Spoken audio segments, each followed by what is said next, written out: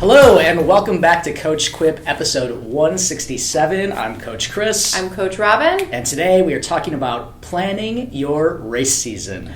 I don't know about you, but I have recently sent out my emails to my athletes saying, hey, 2025, what do we got? And yeah, we've been talking about it, but I also am now starting to get the text messages and the emails to say, Berlin, ? New York City next year, what do you think? So clearly this is top of mind for a lot of folks, especially since this year we are done with races for the most part. And people are, in that the honeymoon period is over. And if they have decided to do something next year, if they decided that they're not done with racing forever, this is the biggest question that they're thinking about right now. So first up, let's go over some baseline numbers in terms of frequency. And when we say frequency, we're talking about how often should you race certain distances. And this one always, especially the long distance stuff, really surprises people. Yeah. When we talk about this, we are talking about racing at 100% of your capabilities. So if you are racing, let's say a half marathon and it's really just a training day, then that doesn't necessarily apply to this list. But if you're racing a half marathon and you're emptying the tank and you're truly racing it to the best of your current abilities, then these numbers apply. Yeah, so this is a super important piece, just thinking about your big picture of your calendar, of your year. It is so important to know that you cannot achieve all of your goals. Like if your goal is to truly do your best, you cannot do that in back-to-back races that are 2 weeks apart, even at the 5K distance. It gets hard. It gets hard to bounce back. It's tough to bounce back, but we definitely, as we go up in distance, can't be looking at, doing 2 long-distance races in a month span and nailing both of those. So we're going to talk through some ways that you can make decisions about how to plan if that is what you want your schedule to be.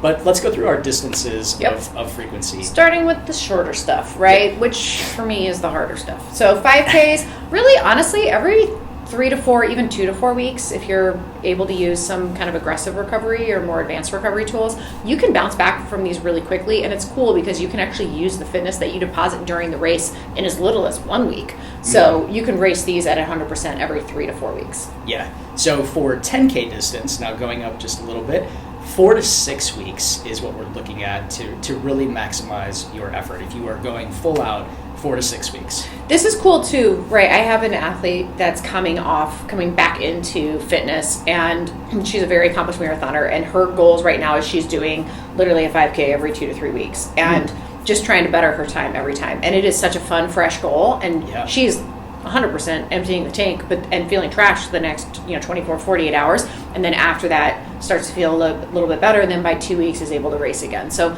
if you're looking for a fresh goal, it's kind of a fun way to do it, because even 10K is, again, 4 to 6 weeks. Yeah, and I would say this is probably the distance that we see the least amount of people racing. Yeah. Would you agree with that? Yeah, oh yeah, 10Ks are like an enigma. Yeah. And it's a really interesting distance if you are a 5K racer or if you're a half marathon racer to pop into that 10K. So, we're giving you all of these knowing that people most often mix distances. Yep. And we can talk about that towards the end of this. But let's talk about half marathon. So at the half marathon distance, we're looking at 6 to 8 weeks to be able to really maximize your effort again.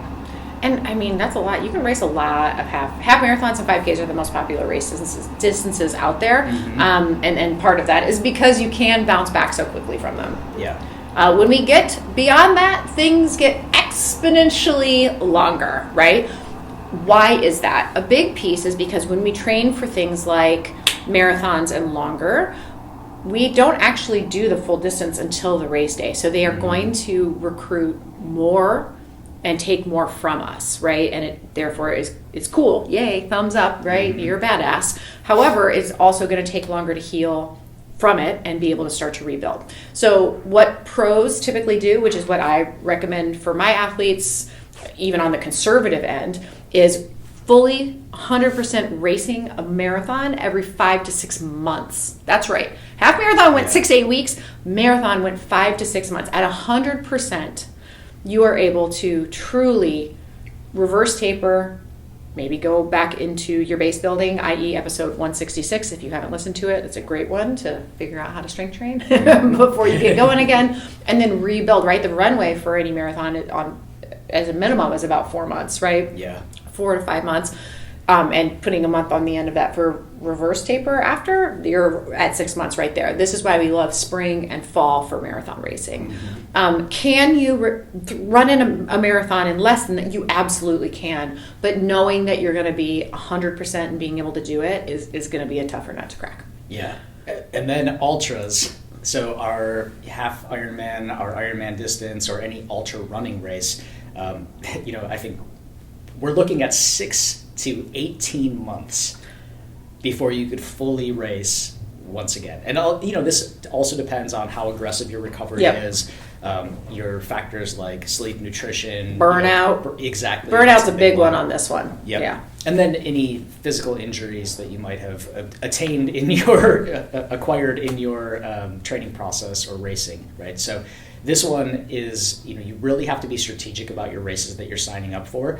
And we recognize that this can be really tough. So a lot of our racers are put in positions like, say you're chasing your stars for world majors in running marathons, and you have the opportunity to, you get into a lottery in a specific race, but you're also already signed up for something else that's too close, right? You have to make some decisions about what you want to focus on and prioritize. We can slot in shorter races before our longer A race, right? And as long as we're using that sort of idea of, okay, I raced a 10K, I'm going to wait, knowing that's 6 weeks before I can really hammer again. We have to build in that time. Oh, we have a visitor. Hey, are you supposed to be in here? What would you suggest for people with their race season? Treats. More treats? More treats. Your belly's really warm. Ooh. Yeah. Nice. Can I kick you out? All right, so now we have the sort of time frames that we can race at maximum capacity. Knowing that you can slot these in differently, how should we be looking at our full year calendar? So one way that you can do it is either in halves or you can do it in quarters, right? Thinking about choosing your races, and I say halves and quarters, like basically it's kind of spring and fall, right? Yep. Especially if you're talking about long stuff, yeah. Yeah. Or, looking at when your races are and backing out from the goal race. So say like you have one thing that you really want to do next year, escape from Alcatraz, and you finally get in, and then you're going to build your entire season around that.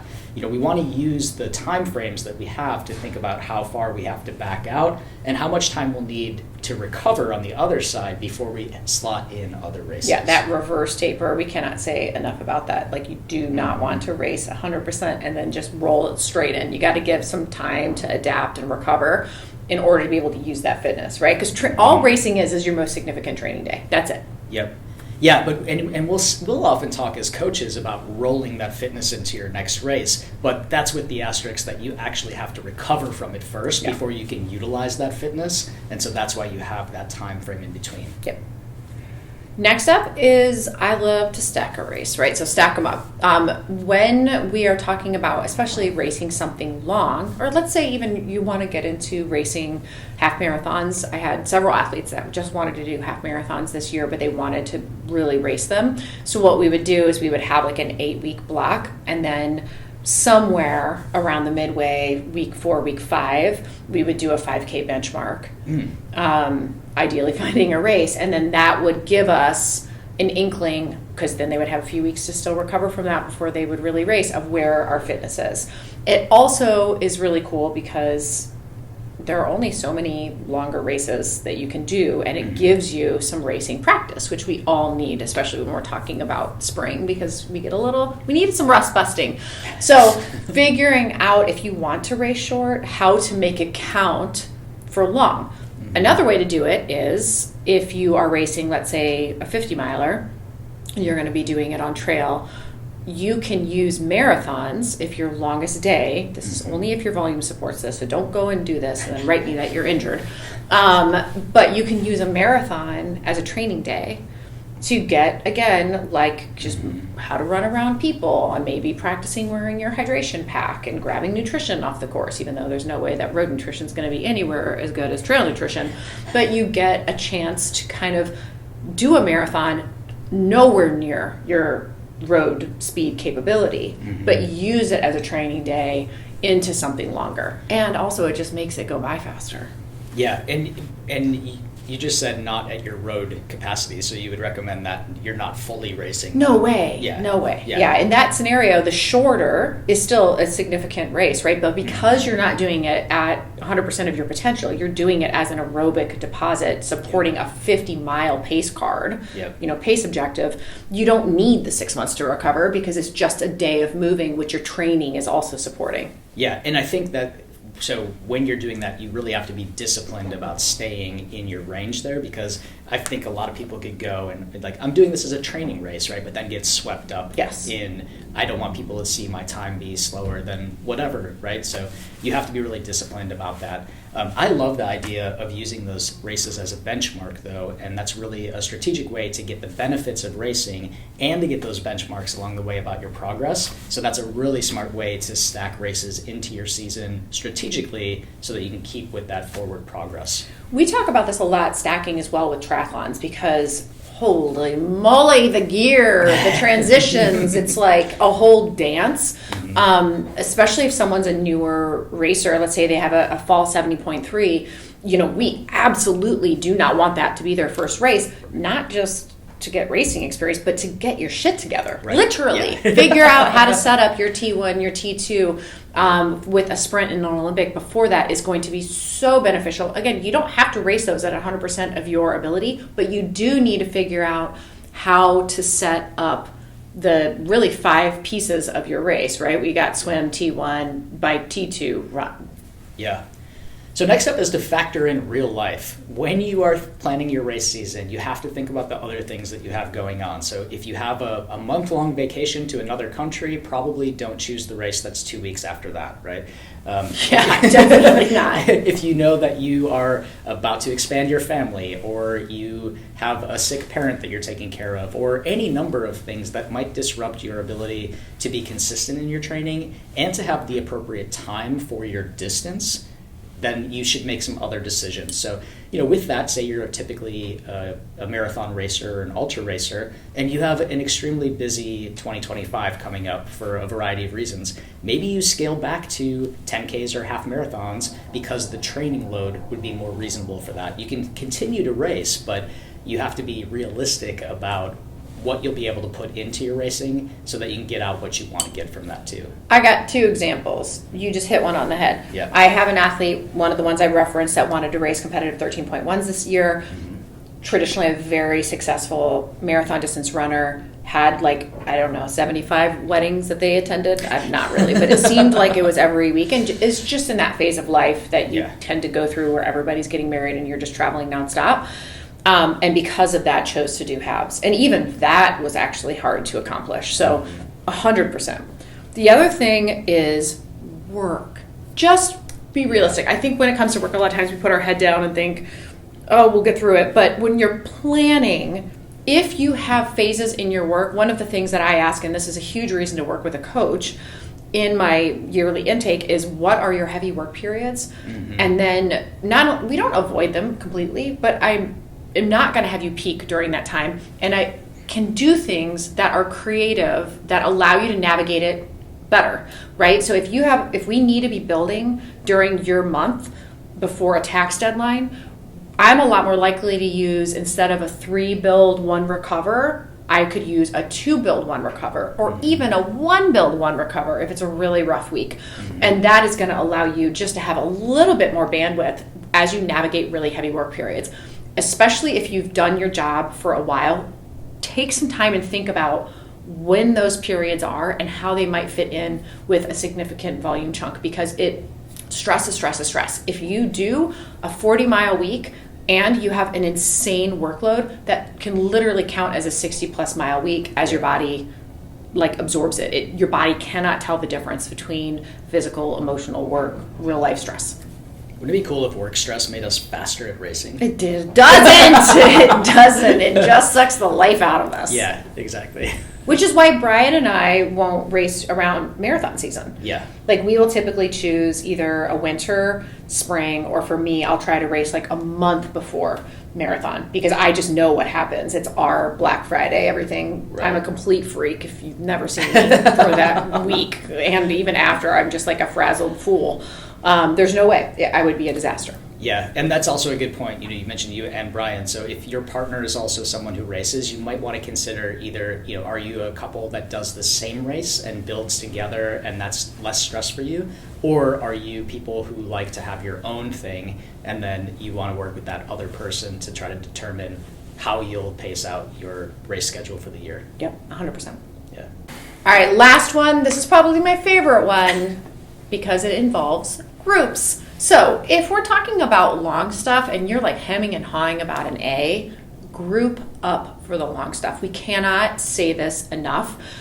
The fun stuff, the long stuff, is always best done when you have others to do it with. It does not mean that you have to be perfectly paced, but it is going to keep your motivation high when it wanes, and it will wane, right? Mm-hmm. I was really surprised this year with our Tri Club. I'm not going to lie. If you're listening to this and you're in Tri Club, I was surprised because we had a bunch of people start to talk about full distance Ironmans again. And we truly haven't seen too much of it happening post-COVID because everything's crazy, right? So half Ironman 70.3s really did kind of fill people's cup enough. They weren't reaching for that full distance.